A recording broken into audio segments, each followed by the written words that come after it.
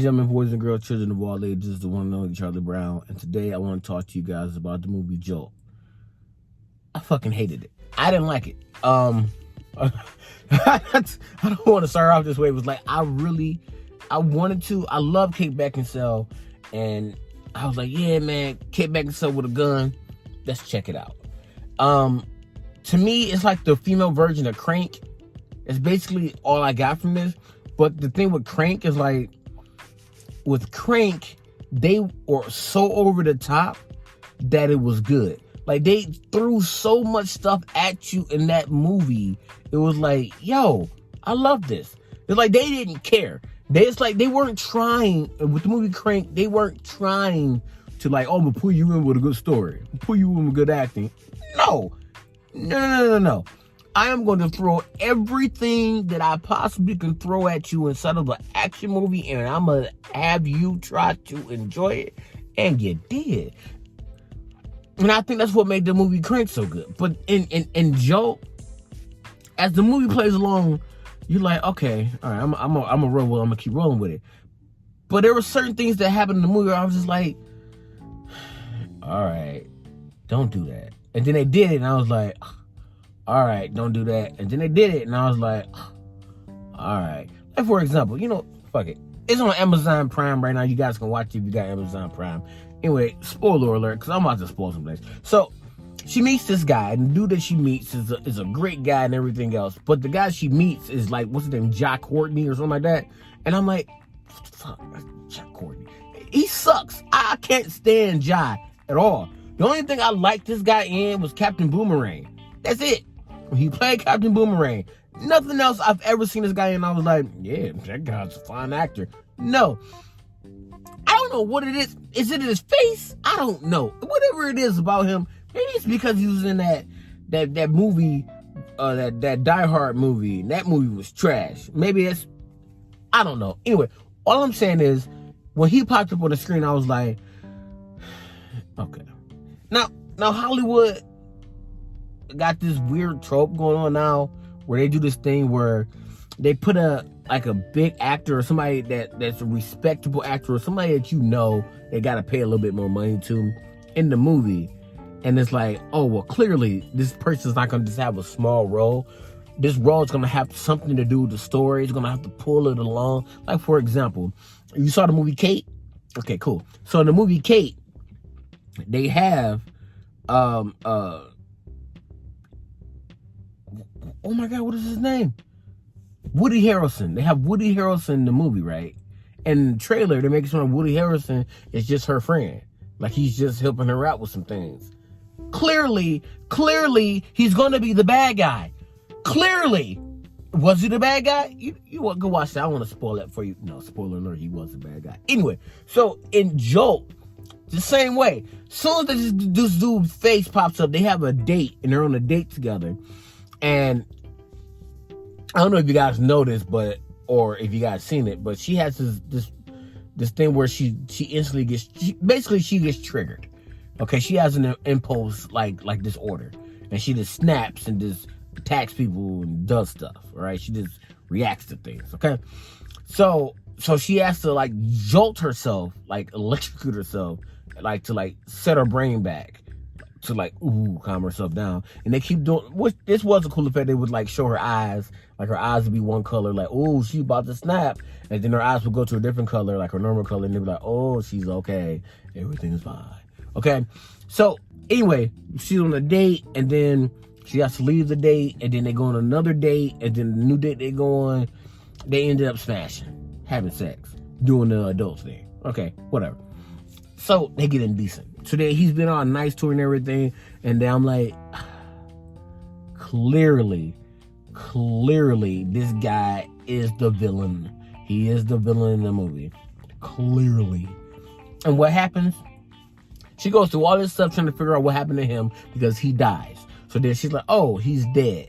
So then police are doing their thing and everything else, and I'm trying to compact this whole story, but it's a simple-minded story anyway. So anyway, she goes on a date with this guy, falls in love with this guy, thinks her life's gonna change. This dude dies. She then goes on a beat 'em up spree. She does a bunch of crazy stuff. And by crazy stuff, I mean she goes to a hospital and to get away from the police, she throws babies.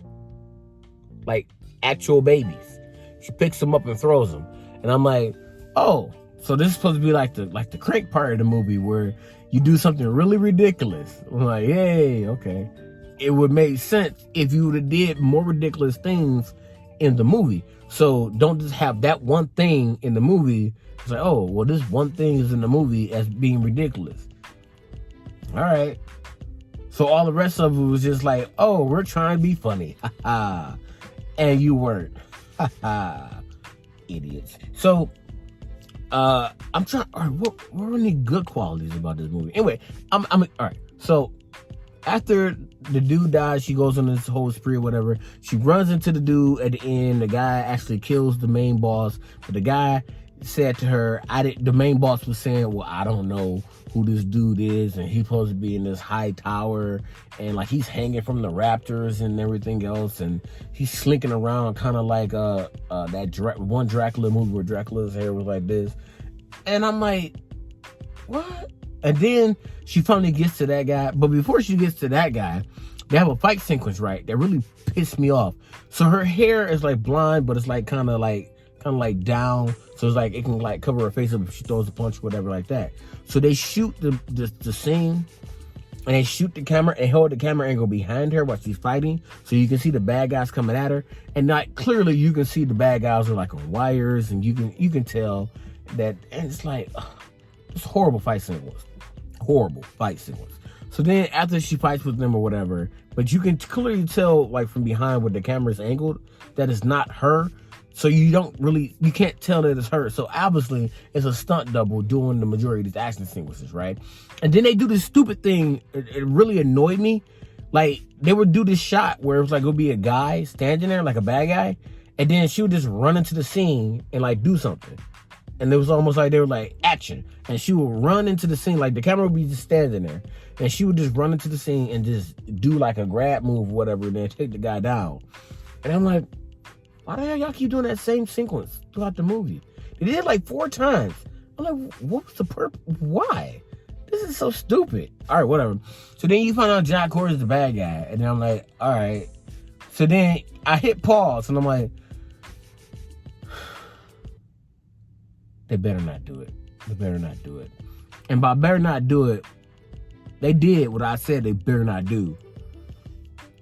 Anywho, they keep explaining how this one guy can't be touched. Not even the CIA can touch him. They had to get close to him. He got close to him. He killed the guy. Then come to find out this dude set the whole thing up the whole time. Now, mind you, earlier in the movie, they had Stanley Tucci in the movie, right? And I'm sitting there thinking to myself like, okay, so clearly this dude has something to do with Jai Courtney and the ending of this movie. Clearly. It's obvious. Then when you get to the part where he's like, yeah, you know, I had you set all this stuff up, and Jai Courtney set all this stuff up for her to be wearing the vest and all this other stuff, and then she ends up killing Jai, and then walk out. Then when she walks out, she goes back to Stanley Tucci. When she gets to Stanley Tucci, she takes him down, and then the police arrest him and then arrest her, and they make these jokes like, oh, am I still going to jail? Yeah, bitch, you're through. I'm sorry. I apologize. I really hate this. I really did not like this movie. So, yeah, you threw babies. You just sent police on a wild chase with a car. Then you gave the car to like what looked to me to be like a 12-year-old girl who was working at Best Buy. And this girl was like this great hacker that hacked into the information that you had, which seemed really convenient to me, but whatever. So I guess that was supposed to be like another Crank scene, like another scene to compare you to Crank or something like that, or like another like crazy action movie. No, that wasn't it. Okay. Now, was this supposed to be based off a comic book? I need to look that up, because if it was supposed to be based off a comic book, then all right, I guess we'll roll with it. But then Susan Sarandon. Was it Susan Sarandon? Is that her name? I can't remember her name. Anyway, she walks in at the end of the movie where it's like 4 minutes left of the movie or whatever, and she's talking to her. And I'm like, oh, okay. So then she presses the button that jolts her, right? But here's the thing, though. She had already had the chest thing off, and she presses the button, and then they zoom in on her eyes, and the movie goes off. So I'm like, oh.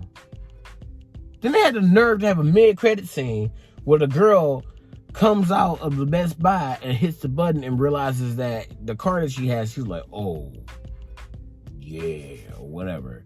And I'm like, one, do not make a sequel for this at all. Don't do it. At all. If you have that thought, stop it. Just don't. Don't do it. At all. Me, personally, if I had to rate this movie, I would give it a low fail. All the way at the bottom. All the way at the bottom. You hear it. You're just the pinky. That's all you is. You're just the pinky. The action sequences, it's not enough to redeem the movie. The storyline, stupid as hell. It could have been better if you would have just went full force into making it more ridiculous. If you would have made this movie ridiculous, cool. Or over the top, cool. I would go with the storyline. But no, you didn't want to do that? Okay, cool. All right, well, good things about the movie. It was very colorful. I like all the colors, all the color schemes and everything they had going on for the movie. I liked the song that they had playing through. It was like 2 songs that they had constantly playing through. And I love those songs so much so I put them on my playlist. I'm like, yeah, those are great songs.